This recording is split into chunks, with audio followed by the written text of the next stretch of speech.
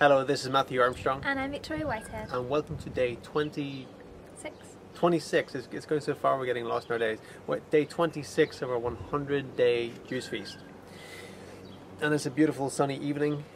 Today was great. Went down to the beach. It was a very rocky beach, but beautiful clear ocean. Swam in the sea. And that's something that you get nutrition as well from not just the juices. You get nutrition from your environment. You also get energy from your environment. So you might be thinking, where are you getting your calories? You get enough calories, and yeah, obviously calories are important, but at the same time, you're also getting energy from nature, from your surroundings as well. Called natural energy or your divine source energy. You get energy from the sun. You also get vitamins and nutrition from the sun. Today, swimming in the sea, I was just feeling the energy, so much energy there, that you're getting the minerals from the sea soaking into your body, the salt soaking in, and then just going out and just lying on the stony beach afterwards, just lying right on the beach and just feeling the earth's energy permeating your whole being, and you just come away totally invigorated, revitalized, energized, and feeling great from that. You're getting the nerve cell energy from the ground, because before that today I personally wasn't feeling too great, going through more cleansing symptoms, I suppose, on an emotional level, where the feeling that I had before today, I was thinking about food. It kept on coming into my mind, and I kept on thinking about, I want to go and eat. This trigger thing was saying, go and eat something, go and eat something, and I was thinking about it, and it was saying, you're not going to eat for the whole summer, can you do that? And I was thinking, the whole summer, I'm not going to be eating any food for the whole summer. And then I was feeling this sadness and this sense of loss. Food, it's left me, and so then I was just sitting with the feeling and getting very present with the emotions that I was feeling, and just watching them, observing the emotions, and seeing what they were and naming them. I was going, okay, that's sadness, and realizing that wasn't actually me, that was sadness. It was something separate, and just being present with it and observing it, it just started to go away, and it just started to leave my body and release itself. So that's something that probably I had some. Food is an emotional trigger. We have emotional triggers for food for all of us, but for me, I believe the one is sadness. And when any time any sadness creeps in, I reach for food, even if it's the most healthy food in the world. It's still reaching for food. So that's something I learned today. And then going down to the beach just totally released all that. It's really great. So if you're not doing it, if you're just drinking the juices and you're living in a concrete jungle and you're not connecting with nature, get outdoors. Get some sun in your body. You need the nutrition from the sun. You need the vitamin D3. You need the vitamin Ds and everything. And also get your bare feet in the ground. Go for a swim in the sea, a swim in the lake. That's what's going to really energize you. That's what's going to take out the negative energy and put in good stuff. Yeah, so I've been feeling really great.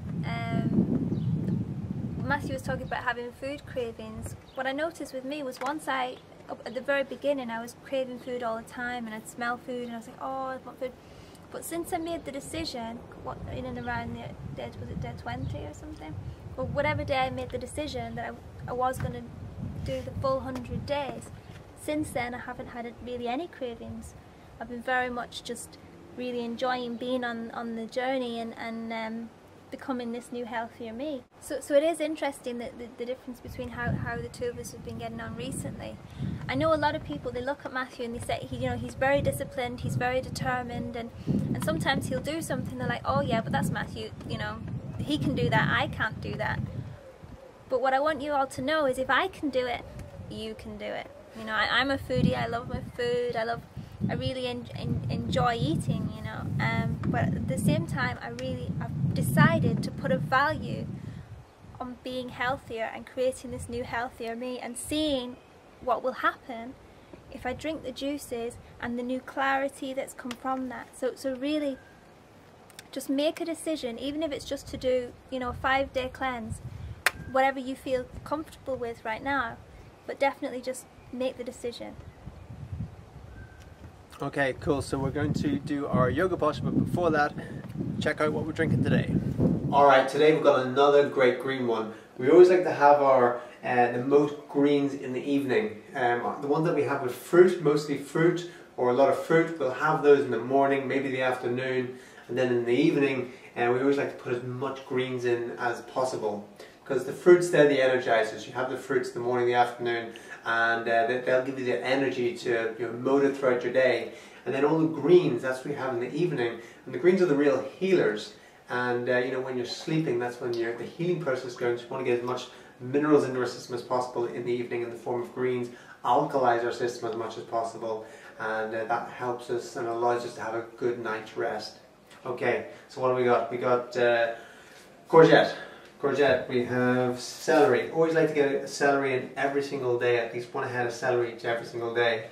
That's got the natural natural salt, natural sodium in it as well. So that's one of the only ways we're getting sodium in through the diet is through this. Although today we were in the sea, so we're getting salt in through the skin. We also have cucumbers. Cucumbers there, cilantro or coriander, depending what you call it. And we have really nice looking spinach there. And we have some apples and also organic lemon. So putting the lemon in with the peel on, the pith and everything.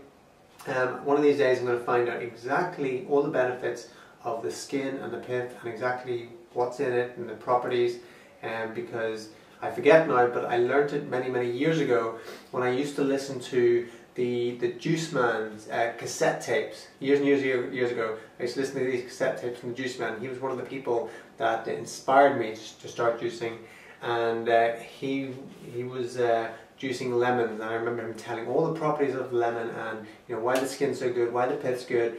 And it was a long time ago, but I just remember it's really good. So if you have organic lemons, you want to juice the whole thing. Yeah, the Juice Man, he's still going, I think. He's pretty old now, but years and years ago, he was a real inspiration, and he was so passionate about what he was doing. He was talking about how it affected his health, his family's health and everything.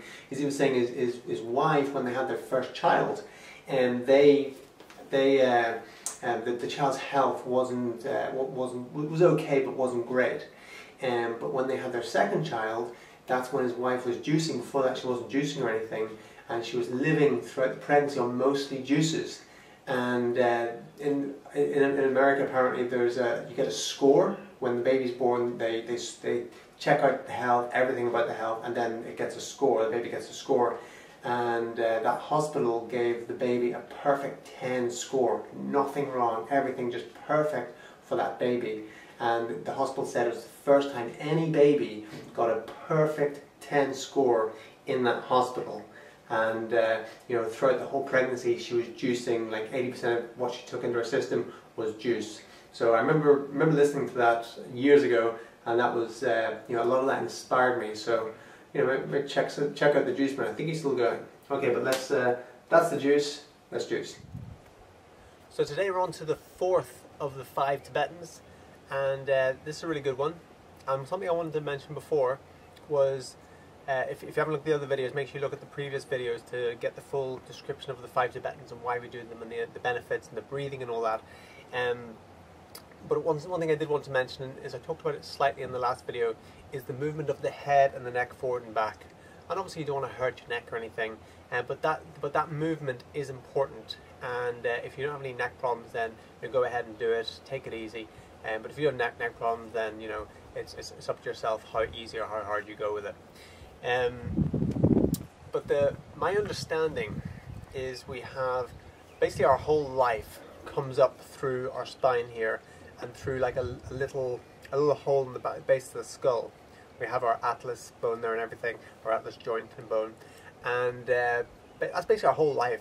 Who we are kind of goes up there, our whole nervous system and everything, and that's just a little tiny hole like that, and all the nerves, everything goes into the brain, and so when we move our head backwards and forwards, my understanding is that gets stimulated, and it stimulates all parts of the brain. The whole brain stimulates the whole energy system So the movement of the head is important, because there are some people who teach these 5 Tibetans and they take that out of it. They say, don't you do the head neck thing, because you know, in Western science and sports physiology and everything, they say, you know, you could hurt your neck or whatever. And I know, you know, the US is a total, you know, sue mentality, suing everyone for this and that and the other.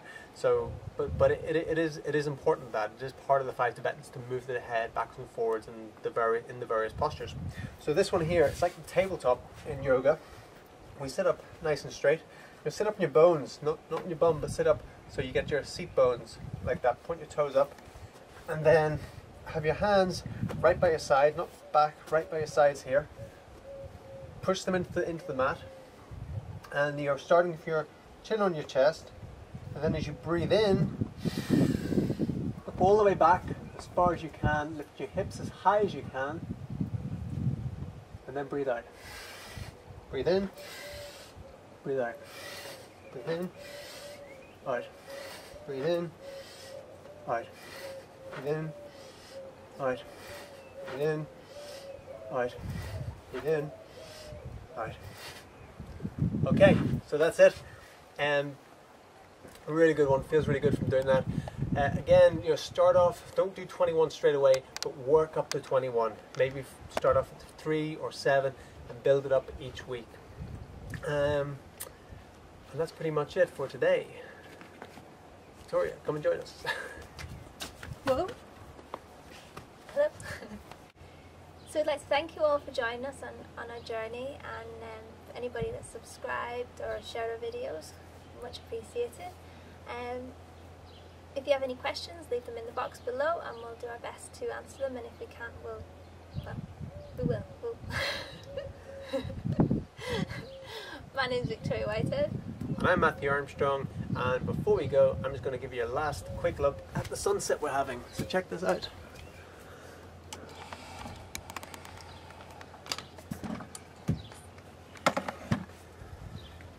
Can you even get it on camera? Sunset on the Costa Blanca. Look at those beautiful mountains.